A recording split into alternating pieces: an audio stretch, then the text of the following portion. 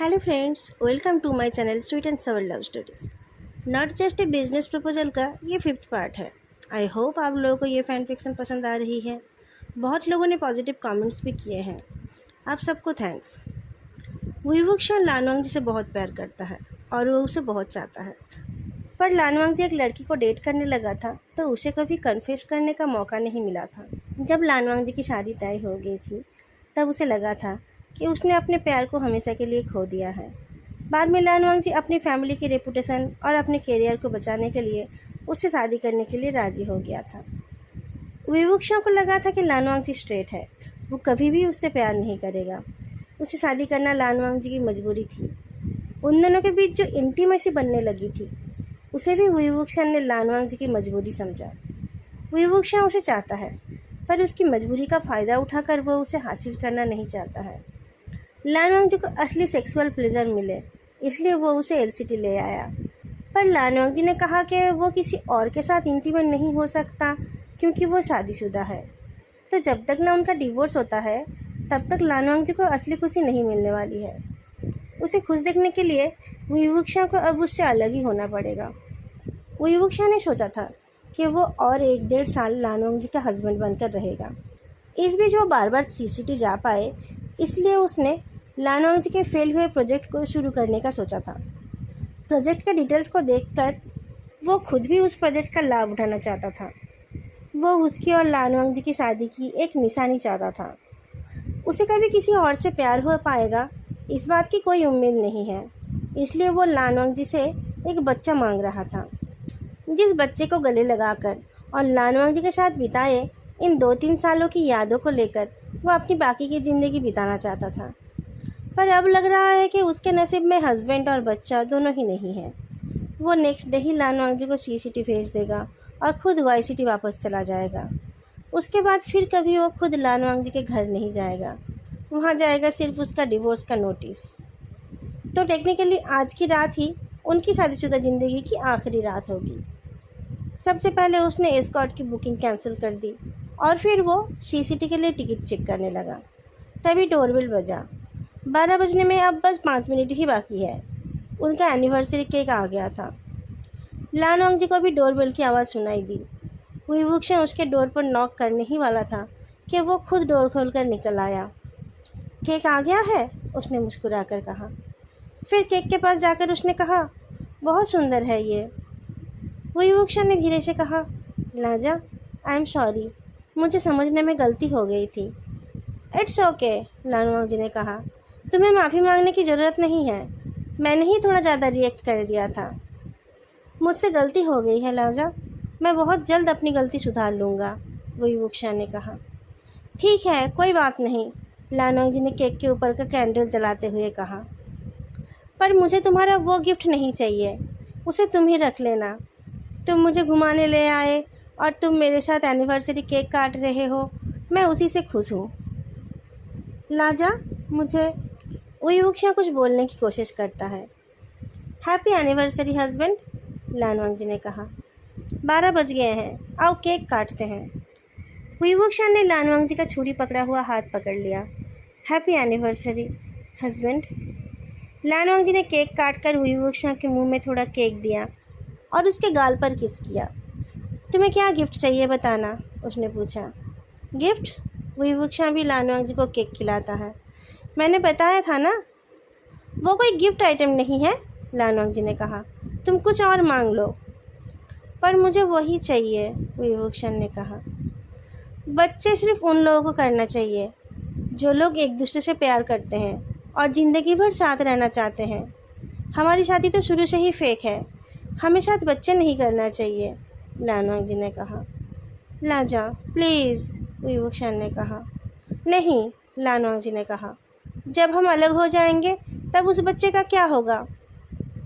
मैं बहुत अच्छी तरीके से उसका ध्यान रखूँगा, विवुक्षा ने कहा।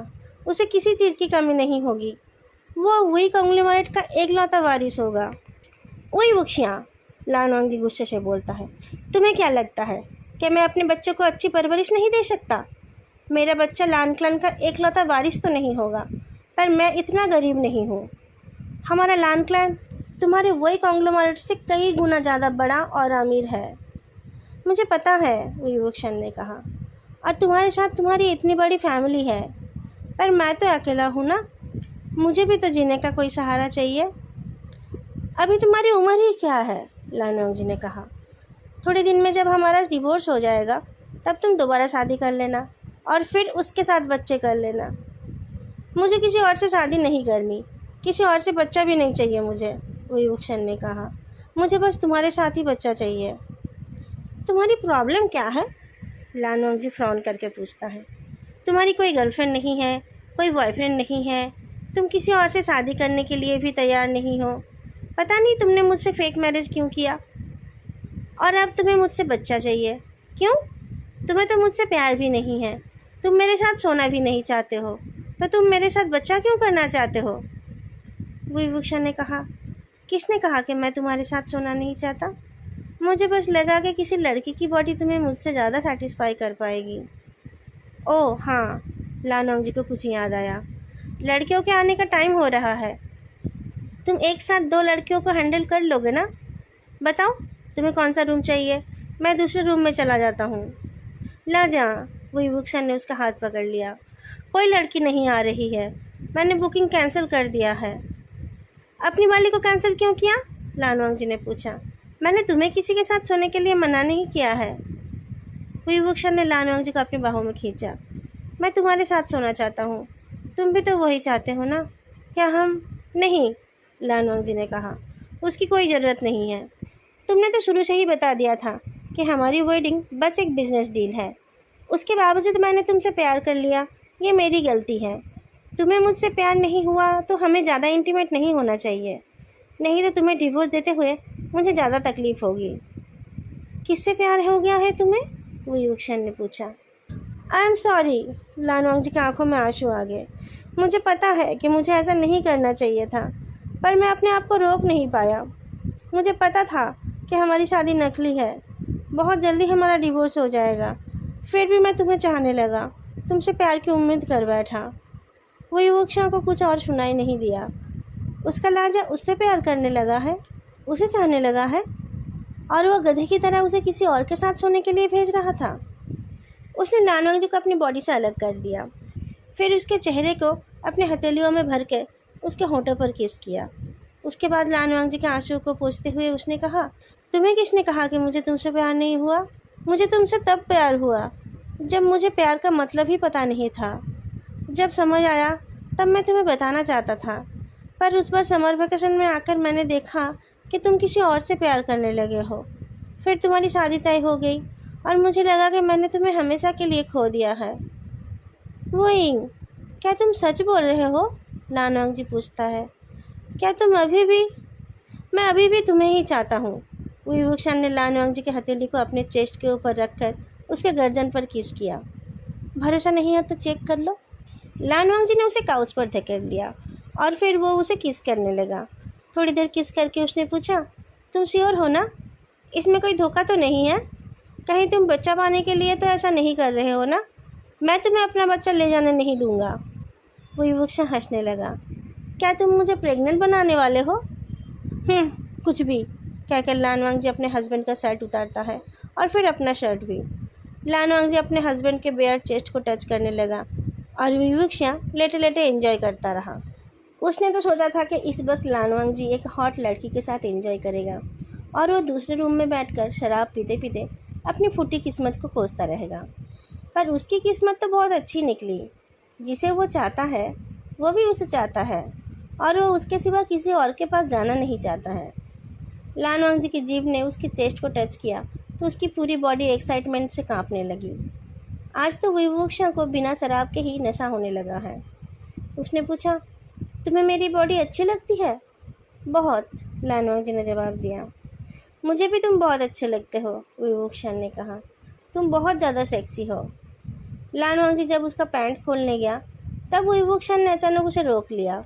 लाजा, तुम श्योर हो ना? मेरे पैंट के अंदर? मुझे पता है तुम्हारे पैंट के अंदर क्या है। बचपन में मैंने कई बार उसे देखा है। लानोंग जी मुस्कुराकर पैंट उतारने लगा। बचपन की बात अलग थी, विभूषण ने कहा, पर तुम्हें वांग लिंगजाओ के साथ इंटीमेट होने की आदत थी। तुम्हें मेरी बॉडी शायद अच्छी नहीं लगेगी। लानवांग जी तब तक वुईवुक्शा का पैंट उतार चुका था। सामने का नज़ारा देखकर वो देखता ही रह गया और जवाब देना भूल गया। रहने दो, तुम्हें यह करने की ज़रूरत नहीं है। वुईवुक्शा उठकर बैठ गया। लानवांग जी ने उसकी आंखों में देखा, फिर कहा, उसके साथ मैं इतना इंटीमेट नहीं था। तुमने उसके साथ कभी भी सेक्स नहीं किया?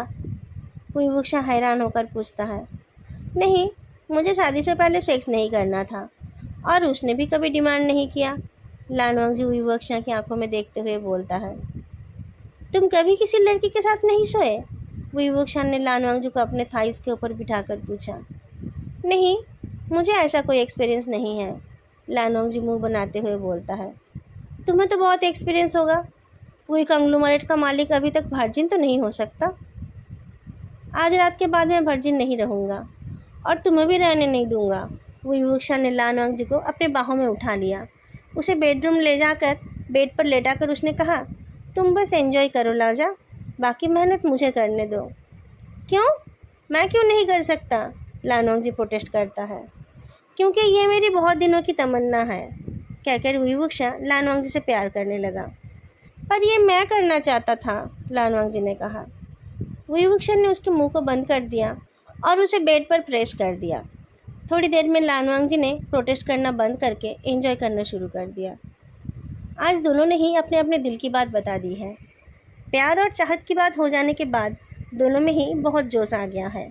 वुईवुक्शा को लगता था कि लानवांग जी को उसकी बॉडी अच्छी नहीं लगेगी, क्योंकि इससे पहले उसने किसी लड़की के साथ सेक्स किया है। पर लानवांग जी को तो फीमेल बॉडी का कोई एक्सपीरियंस ही नहीं है। वुईवुक्शा को लगा था कि लाजा को टॉप पोजीशन की आदत है, इसलिए उसने चुपचाप बॉटम पोजीशन को मान लिया था। पर जैसे ही उसे पता चला कि उसके लाजा का भी ये फर्स्ट टाइम है, उसने जल्दी से पोजीशन चेंज कर लिया। आज वुईवुक्शा एक बहुत बड़ी गलती कर रहा था। उसका हस्बैंड क्या चाहता है ये ना जानकर ही वो उसे खुशी देना चाहता था। उसने सपने में भी नहीं सोचा था कि अपने जिस इंस्ट्रूमेंट की वजह से उसे लग रहा था कि वो लानवांग जी को खुश नहीं कर पाएगा, वही इंस्ट्रूमेंट लानवांग जी को पूरी तरह खुश कर देगा। पर लानवांग जी इतनी खुशी सह नहीं पाया। वो इतना थक गया कि उसके लिए अपनी आंखें भी खोलकर रखना मुश्किल होने लगा। वुईवुक्शा ने पूछा, लाजा, अगर कभी तुम्हारी एक्स तुम्हें वापस बुलाती है तो क्या तुम उसके पास वापस चले जाओगे? नहीं, लानवांग जी ने जवाब दिया। तुम तो उससे बहुत प्यार करते थे ना? अगर वो तुमसे माफ़ी मांग ले? वुईवुक्शा ने फिर से पूछा। लानवांग जी नींद भरी आवाज़ में कहता है, मैं कभी किसी के लिए तुम्हें छोड़कर नहीं जाऊंगा। तुम कभी मुझे छोड़कर नहीं जाओगे? वुईवुक्शा कॉन्फर्म करने के लिए पूछता है। मैंने ऐसा नहीं कहा। लानवांग जी ने अपना फेस वुईवुक्शा के सीने में घुसाकर कहा। मैंने कहा कि मैं किसी और के लिए तुम्हें नहीं छोड़ूंगा, पर अगर तुमने कभी ऐसा कोई गलत काम किया जो माफ़ी के लायक नहीं है तो मैं तुम्हें हमेशा के लिए छोड़ दूंगा। लानवांग जी गहरी नींद में चला गया और वुईवुक्शा उसके चेहरे को देखता रहा। आज अभी अभी जो कुछ हुआ वो कोई सपना नहीं था। लानवांग जी सच में उससे प्यार करता है। वो उसके साथ अपनी ज़िंदगी बिताना चाहता है। सुबह वुईवुक्शा की नींद जल्दी खुल गई। अपनी बॉडी के साथ चिपक कर लेटा हुआ लानवांग जी को महसूस करके उसके चेहरे पर एक मुस्कान आ गई। उसने अपने लाजा की तरफ देखा। शादी के 1 साल बाद फाइनली उसे उसका प्यार पूरी तरीके से मिल गया है। कल रात उसे अपने जिस फैसले पर रिग्रेट हो रहा था, आज वो उसी को लेकर खुश होने लगा। अगर उस टाइम वो जल्दबाजी में लानवांग जी से शादी ना करता तो शायद आज लानवांग जी उससे प्यार नहीं करता। उसने बहुत प्यार से लानवांग जी के गाल पर किस किया। लानवांग जी की नींद पूरी नहीं हुई थी। उसने उसे धक्का दे दिया। वुईवुक्शा हैरान था। इसके पहले तो कभी उसने ऐसा नहीं किया था, पर इसके पहले उसने भी तो कभी उसे ऐसे किस नहीं किया था। वुईवुक्शा ने फिर से उसके चेहरे को छुआ तो लानवांग जी ने चादर के अंदर फेस छुपा लिया। वुईवुक्शा को अब मज़ा आने लगा। उसने भी अपने फेस को चादर के अंदर कर दिया। दोनों एक ही चादर में सो रहे थे और दोनों की नेकेड बॉडीज़ एक दूसरे को छू रही थी। वुईवुक्शा ने इस बार लानवांग जी के चेस्ट पर हाथ रखा तो उसने उसे लात मारा। लाजा उसके साथ ऐसा क्यों कर रहा है? अभी कुछ घंटे पहले तक तो वो उसी का नाम लिए जा रहा था। वुईवुक्शा को कुछ समझ नहीं आया। वो चुपचाप बैठकर सोचने लगा, क्या लाजा को उसके साथ रात बिताकर अच्छा नहीं लगा? क्या वो लाजा को खुश नहीं कर पाया? इन सवालों का जवाब कौन देगा? लानवांग जी तो सो रहा है। रात को वो बहुत थक गया था। अभी उसे उठाना ठीक नहीं होगा। वही वुक्शा फ्रेश होकर आया। फिर उसने अपना मेल चेक किया। मेल्स का जवाब देकर उसने अपने असिस्टेंट को कॉल किया। लानवांग जी को परेशानी ना हो इसलिए वो बालकनी में जाकर बात करने लगा। बात ख़त्म करके उसने ब्रेकफास्ट ऑर्डर किया और फिर बेडरूम में वापस आया। उसने देखा लानवांग जी ने चादर को हटा दिया है। उसका अनकवर्ड अपर बॉडी को देखकर विवुक्षा को उसे छूने का मन होने लगा, पर उसे थोड़ी देर पहले की लात याद आई। उसने लानवांग जी को टच नहीं किया, पर वह बेड पर ही जाकर बैठा। पास से देखने पर उसे लानवांग जी के बॉडी में बहुत सारे लाल लाल धब्बे दिखाई दिए। क्या मैंने कल रात उसे तकलीफ दे दिया? उसे बहुत दर्द हो रहा होगा। उसे बुखार तो नहीं आया? वो युवक धीरे से लानवांग जी के फोरहेड पर हाथ रखता है। इस बार लानवांग जी ने उसे धक्का नहीं दिया, बल्कि वो सरक कर उसके करीब आ गया। उसे बुखार नहीं है। वो युवक ने हाथ हटा लिया तो लानवांग जी मुंह बनाकर उसके और पास आ गया। उसने अपनी दोनों बाहें फैलाकर युवक को हक करने की कोशिश की। अभी तो ये मुझे लात मार रहा था, युवक ने सोचा। वोइंग, लानवांग जी ने कहा। हनी, हनी, युवक ने कहा।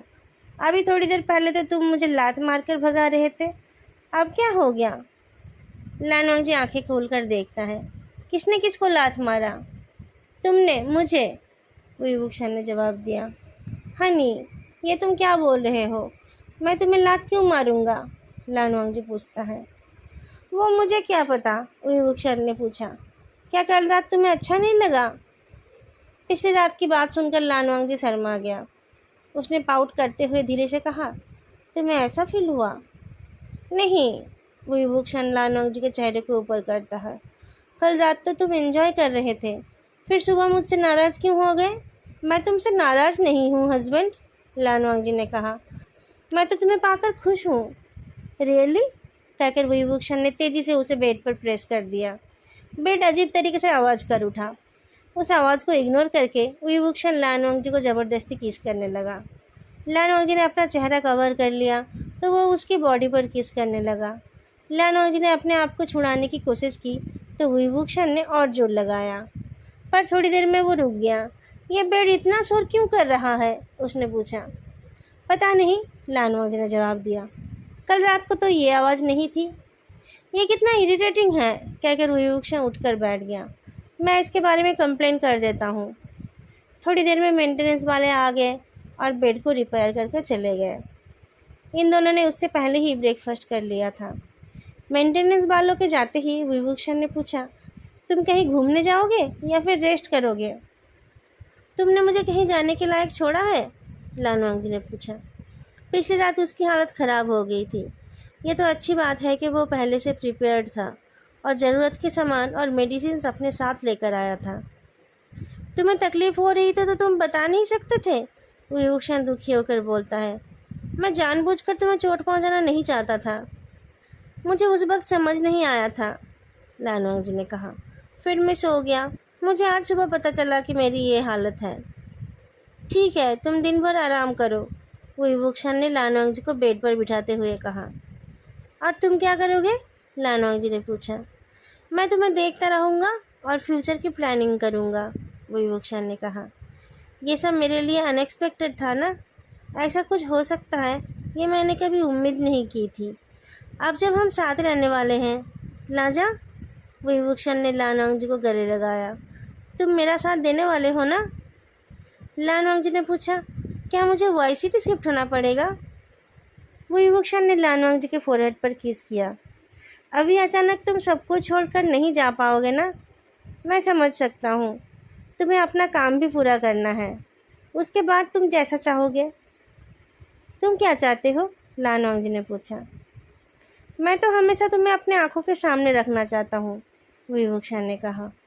चलो, अब तुम आराम करो। लानवांग जी की बॉडी आराम करना चाहती थी, पर उसका मन कुछ और चाहता था। विभूषण को भी उसी काम में इंटरेस्ट था। थोड़ी देर में वो लोग फिर से बिजी हो गए। जब उन लोगों ने शुरू किया था तब तो बेड में कोई प्रॉब्लम नहीं थी, पर क्लाइमैक्स तक पहुंचते पहुंचते बेड ने फिर से जवाब दे दिया। ये कैसा बेड लगा रखा है इन लोगों ने? लानवांग जी कंप्लेन करता है। इसमें तो कुछ करना भी मुश्किल है। ये तुम मुझे कैसे होटल में ले आए? चलो हम दूसरे बेडरूम में जाकर लेटते हैं, कहकर विवक्षा अपने हस्बैंड को लेकर दूसरे बेडरूम में चला गया। अगले दिन सुबह दूसरे बेडरूम का बेड भी शोर मचाने लगा तो विभूषण ने फिर से कंप्लेन कर दिया। कुछ लोग आकर दोनों बेड्स को चेक करके चले गए।